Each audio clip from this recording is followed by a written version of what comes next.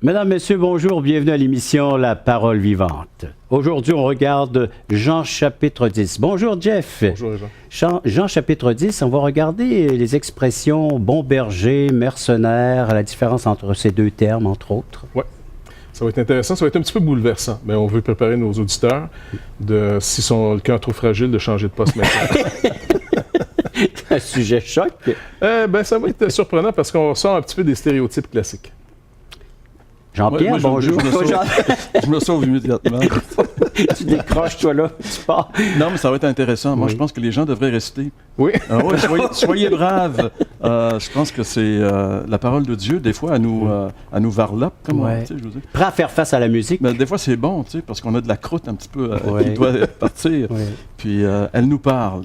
La parole de Dieu nous révèle vraiment. C'est la lumière. Quand un Seigneur parle de la lumière, je me rappelle d'une petite histoire. Oui, on prend le temps de ton histoire, Jean-Pierre. Non, mais c'était la femme à Billy Graham qui contait qu'à un moment donné, le réseau ABC aux États-Unis était venu tourner dans sa maison une émission. Puis, dans la semaine avant, avec ses amis, il avait fait le ménage au complet, tu sais. Puis quand il arrive avec le spot, ils mettent les spots à dire « on voyait de la poussière partout ». Elle faisait une application avec ça. On va dire « quand Dieu nous éclaire, on peut penser qu'on est propre. Ouais. Mais quand Dieu nous éclaire, on réalise que il y a encore de la poussière dans notre vie. » Et c'est peut-être ce qui va se Merci passer Jean-Pierre, puis bienvenue à l'émission. Et vous, lorsque les spots seront pointés vers vous, y aura-t-il de la poussière? Comment réagissez-vous? Le thème de l'émission, c'est Jésus qui parle des deux termes, le bon berger et le mercenaire. C'est ce que nous allons regarder maintenant à l'émission La Parole vivante.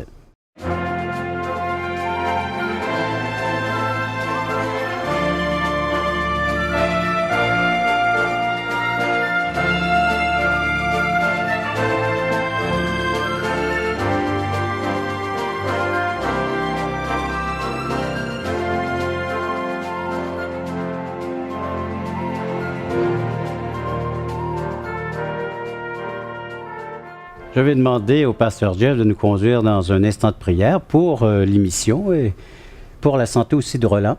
Oui. Alors, s'il te plaît.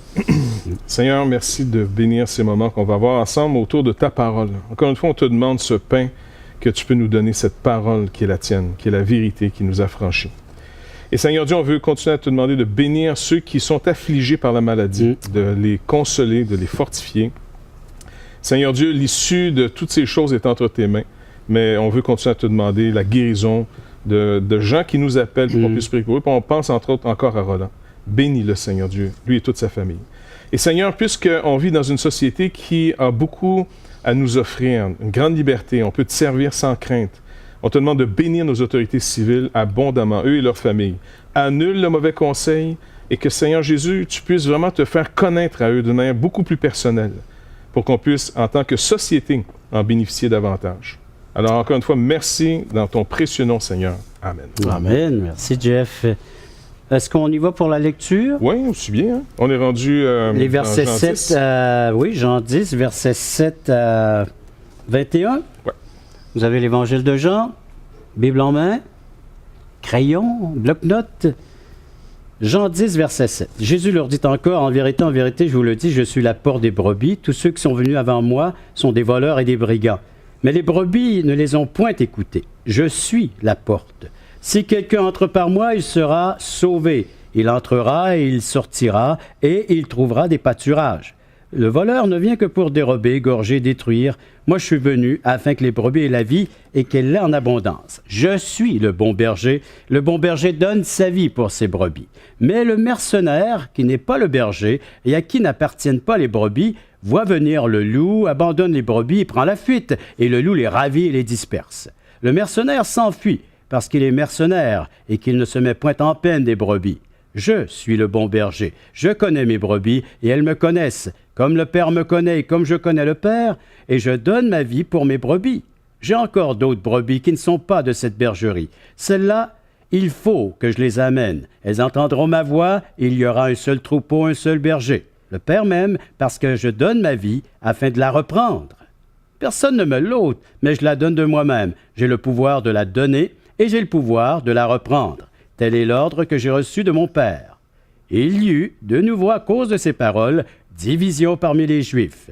Plusieurs d'entre eux disaient « Il a un démon, il est fou. Pourquoi l'écoutez-vous » D'autres disaient Ce ne sont pas les paroles d'un démoniaque. Un démon peut-il ouvrir les yeux des aveugles? Le texte de Jean chapitre 9 nous réfère cette guérison de cet aveugle-né. Donc, c'est ça, ça nous remet dans le contexte du discours. Donc, on est toujours suite à cette guérison d'un aveugle-né. Donc, qui est en tout cas, on a déjà parlé dans d'autres émissions, mais qui est un phénomène hors du commun. Parce qu'un aveugle-né, c'est le cerveau qui voit. On a beau mettre des yeux qui voient et tout, mais si dans ton cerveau, ça n'a pas été dynamisé très tôt lorsqu'on est né, après un certain temps, c'est plus récupérable. Même si on grefferait des yeux Alors, qui voient. c'est plus que des yeux qu'il lui a donné. Il lui a donné finalement, vue. il lui a donné la vue. C'est Voilà. encore mieux dit. Hein? Oui. Il lui donne vraiment la vue. Et c'était pour mettre en contraste en disant, écoutez, je prends votre situation de condition humaine pour vous parler d'un problème plus grave qui est votre nature humaine. Mais vu qu'on n'écoute pas sa nature humaine, parce qu'on dit non, je peux changer, le Seigneur va donc prendre la condition humaine. Là, on est tous d'accord. Et puis, il a donné justement donc cette nouvelle nature. Exactement. Là, il crée. Il y a une création pour que cet homme puisse voir. Et c'est un peu ici le contexte de sa venue. Mais abordons le thème d'aujourd'hui, Oui. le mercenaire. Qu'est-ce qu'un mercenaire? Un mercenaire. Sur verset 12, où il dit le mercenaire qui n'est pas le berger et à qui n'appartiennent pas les brebis. Donc, on vient de comprendre ici un peu c'est qui. C'est un employé, finalement. C'est quelqu'un qui tire un bénéfice des brebis d'un autre, en réalité. Parce qu'il reçoit un salaire pour garder les brebis, mais il n'est pas prêt à donner sa vie pour les brebis parce qu'elles ne lui appartiennent pas. Bon, pendant Il n'y a l'absence- aucun lien, on peut dire, oui. d'affection Entre- entre lui et les brebis. Les brebis, c'est des choses qui lui permettent d'avoir de l'argent. Il est là pour prendre soin des brebis pendant l'absence du berger. Voilà. Puis il est à distinguer de ceux que Jésus parle des voleurs et des brigands. Donc, on ne met pas Oui. les mercenaires, c'est pas un synonyme pour parler des voleurs et des brigands. C'est du Là, monde honnête, il c'est peut un y bon avoir employé. aussi des erreurs d'interprétation. Oui, parce que souvent on fait une suite en disant, Oui. il nous a parlé des voleurs, il dit, tous ceux qui sont venus avant moi sont des voleurs, des brigands. Puis après ça, il parle du mercenaire. Ouais. Mais là, le mercenaire, il faut le distinguer. C'est une bonne personne. Ben, bonne parce que tu l'as engagé. Tu n'engages pas des mauvaises personnes, tu n'engages pas le Un voleur. bon CV. C'est ça. Et puis, mais comme Jean-Pierre nous le disait, c'est quelqu'un finalement qui le fait pour un salaire. Elle ne le fait pas pour le bien de la brebis elle-même. OK? Maintenant, c'est facile de dire, bon, ben, ça, c'était les méchants de l'époque. Fait que voilà, l'émission va commencer à se corser au retour. Non, vous allez voir, parce que c'est facile de tomber dans le stéréotype ici. Et vous allez remarquer que les méchants, c'est toujours les autres. Hein? Ah oui? Ouais, Donc, ben, chez nous. en tout cas. Ben, tu me rappelles, toi, une histoire, souvent les gens l'ont peut-être connu, le personnage Capitaine Bonhomme disait « Ah, ça va, après la pause. » Après la pause, on revient avec l'idée du mercenaire. Mais avant, j'aimerais vous inviter à nous appeler, à nous écrire. Voici comment le faire. 1-877-l'Espoir, numéro de téléphone à composer maintenant. 1-877-537-7647 ou visitez nos sites espoir.ca toutchrétien.com. Un service tout à fait gratuit. Vous nous faites part de vos questions, de vos commentaires, de ce qui se passe présentement chez vous. Partagez des requêtes de prière. Après la pause, on regarde ce que c'est un mercenaire. Honnêtement, là, plus je relis ce texte-là, parce que ça fait des années que je le relis, et plus j'ai peur quand je le lis. Parce que justement, ça vient dévoiler en moi cet aspect profiteur, cet aspect qui veut, tu sais, je veux dire, payer le moins cher possible pour avoir le plus.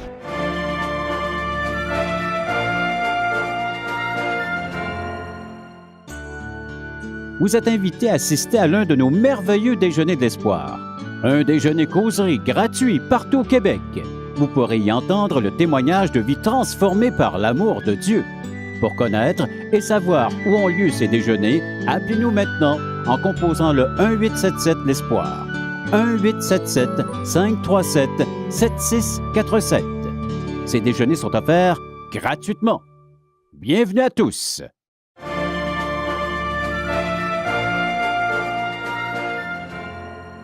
Nous allons prendre ce temps pour mieux comprendre ce qu'est un mercenaire. Donc, on le distingue ici dans le contexte des brigands et des voleurs.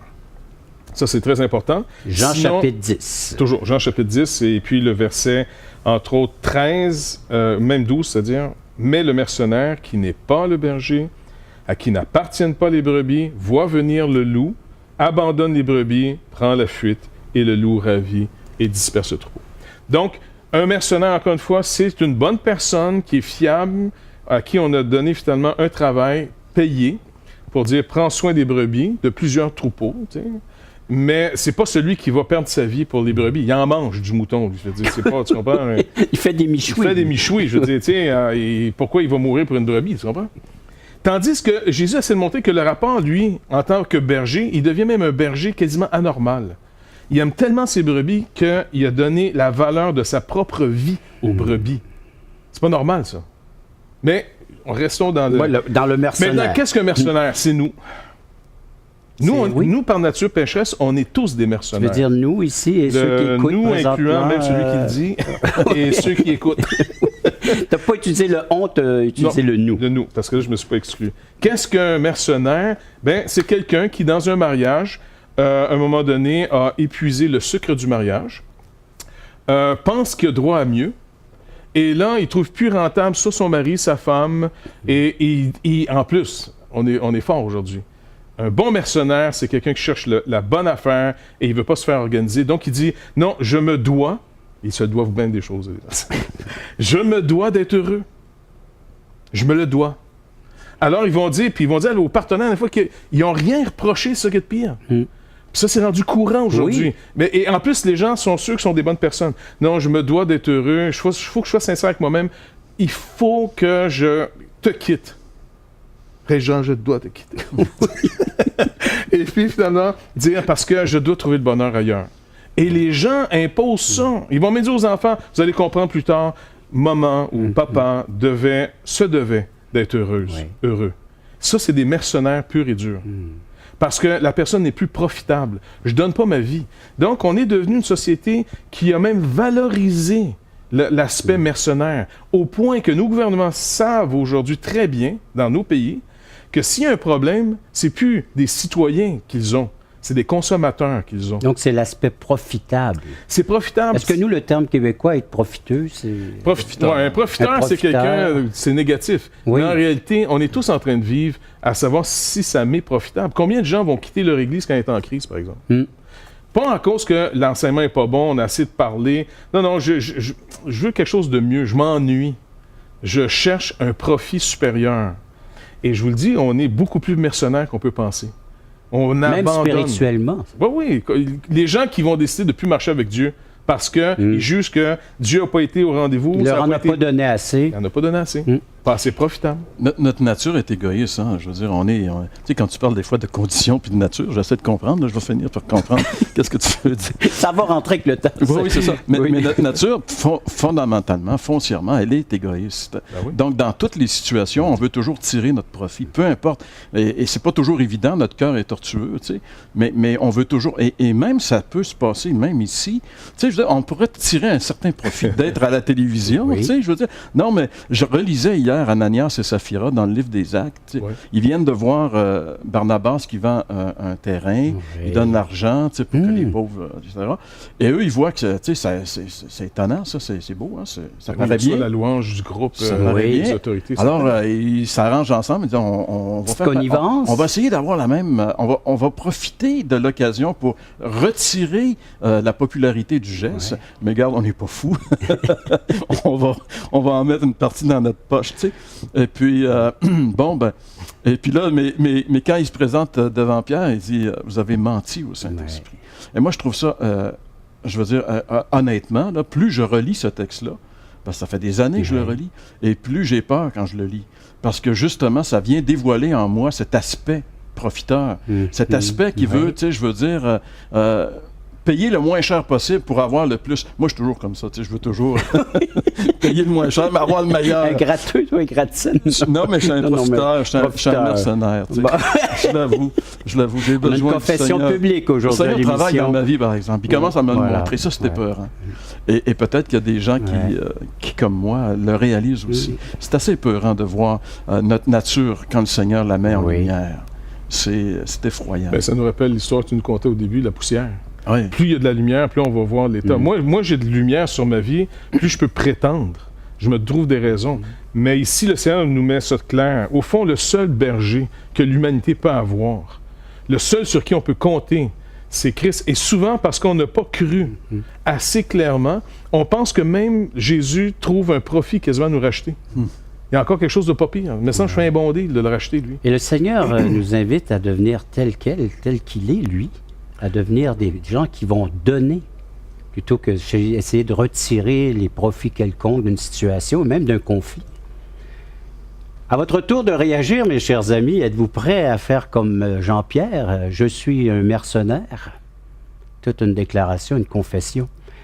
Vous nous en faites part, en 877-l'Espoir, en 877-537-7647 ou visitez nos sites espoir.ca, toutchrétien.com. Après la pause, on regarde un salut universel. C'est pour dire comment nos préjugés nous collent et nous empêchent parfois, même si on pense qu'on est bien correct, nous empêchent d'accomplir la volonté de Dieu. Tu sais.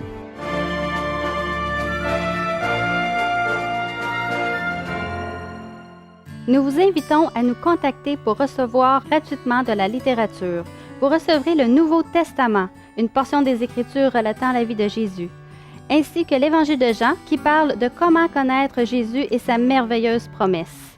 Un tract, Aujourd'hui l'espoir, c'est Jésus seul. Et finalement, un livre de relations d'aide sur la Bible de June Hunt qui nous parle que la Bible est la source suprême de la révélation du sens de la vie. Alors n'hésitez pas à appeler, c'est gratuit.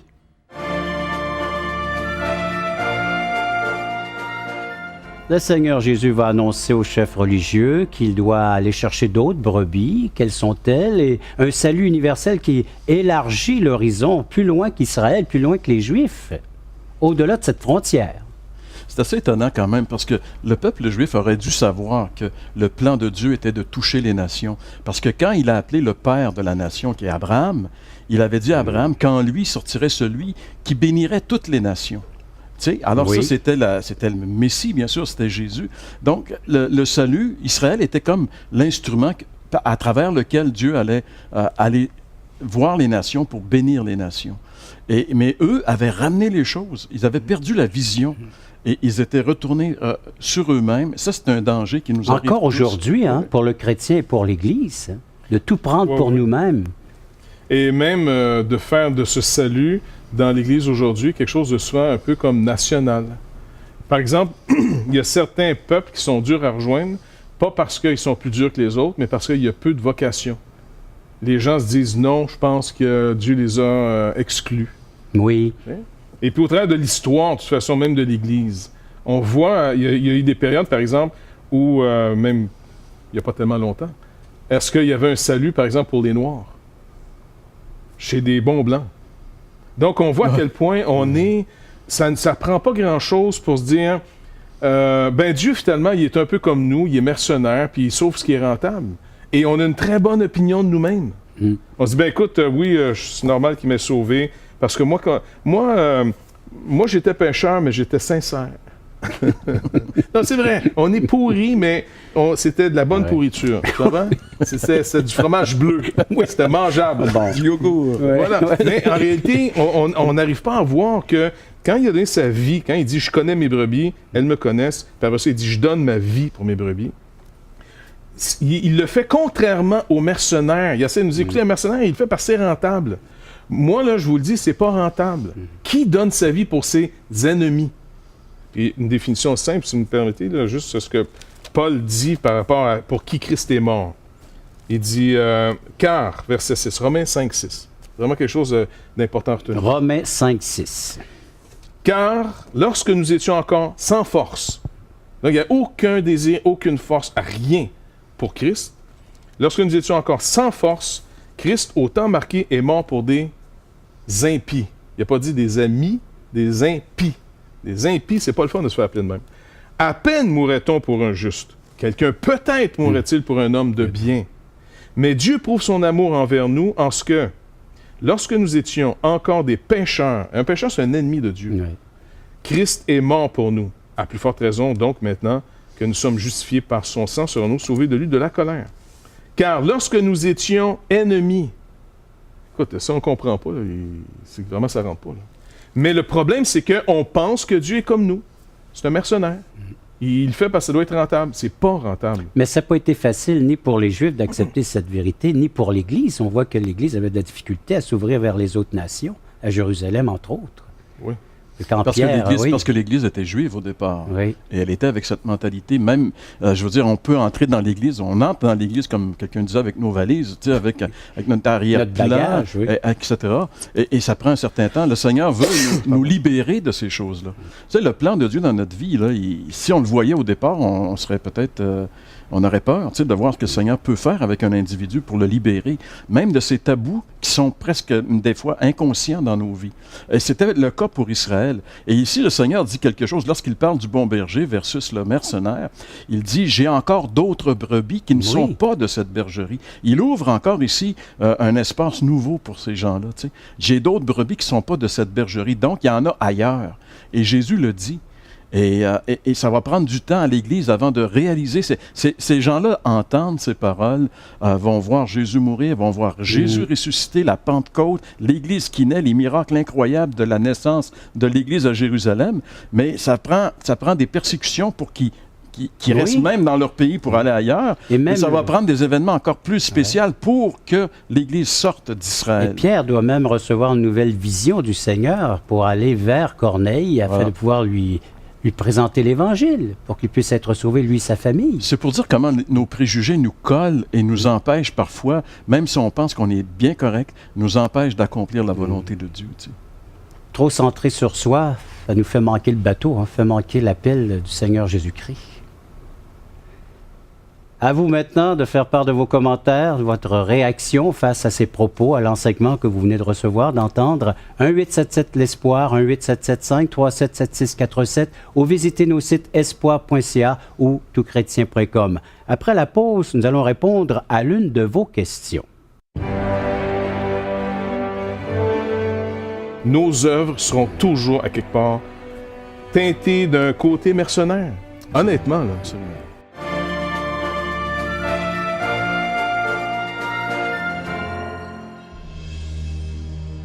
Et je pense que toutchrétien.tv va être une ouverture, un outil qui va nous dépasser. Et tous les espoirs sont permis. Toutchrétien.com est donc là pour rester et grandir. Ce grand portail constitue en lui-même une plateforme unique d'études et d'échanges entre les chrétiens du Canada francophone et de la francophonie tout entière. Toutchrétien.com, un vecteur d'évangélisation unique au service de l'Église de Jésus-Christ. Pour les gens qui ont envie de vivre une relation avec Jésus-Christ, je crois que là, ils vont trouver quelque chose qui ressemble à leur temps et qui répond à des besoins de tous les membres de leur famille.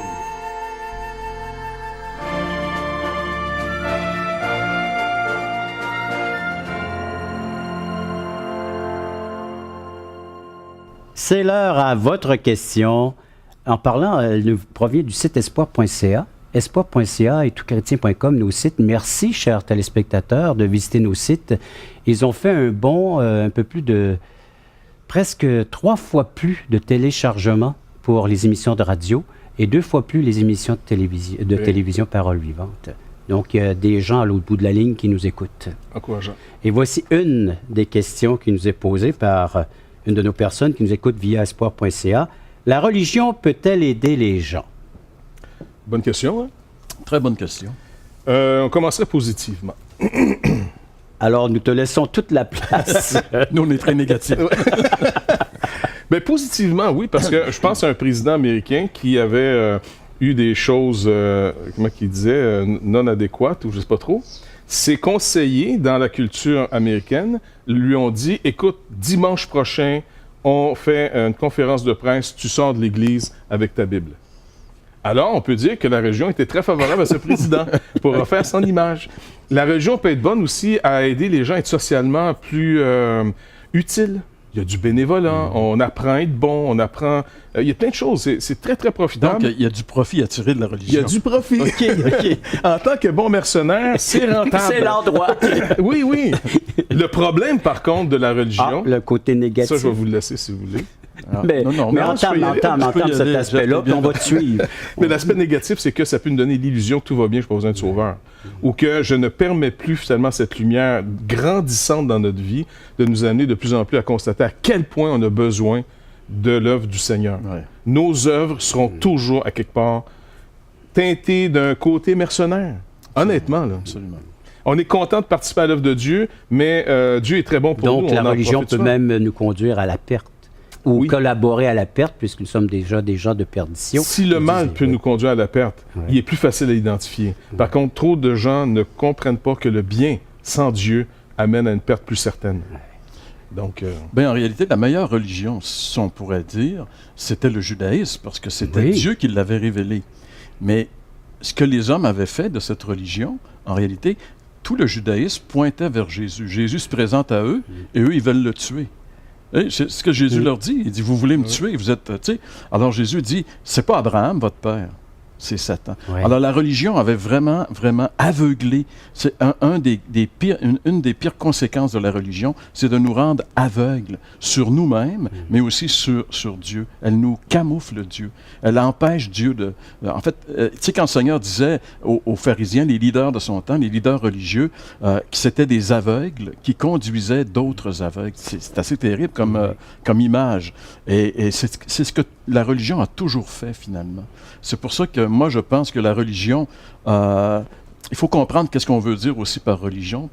On répond rapidement à cette question. Mais en général, la religion n'est pas la voie. La voie, c'est vraiment la relation. La relation Mais personnelle. c'est ce que le message qu'on devrait laisser à vous, chers téléspectateurs, c'est une relation avec Jésus-Christ en tant que sauveur personnel, en tant que Seigneur de votre existence et de votre éternité. C'est ce qu'il vous offre. Il dit aux Juifs, il y a d'autres brebis. Et les autres brebis, c'est nous aujourd'hui. C'est vous qui êtes à l'écoute. Se tourne vers les nations, vers les non-juifs. Alors aussi bien que le salut est des Juifs, mais vers les non-juifs comme vous, le salut vous est offert. À vous de profiter pleinement de l'invitation et de ce que le Seigneur vous offre aujourd'hui, la vie éternelle.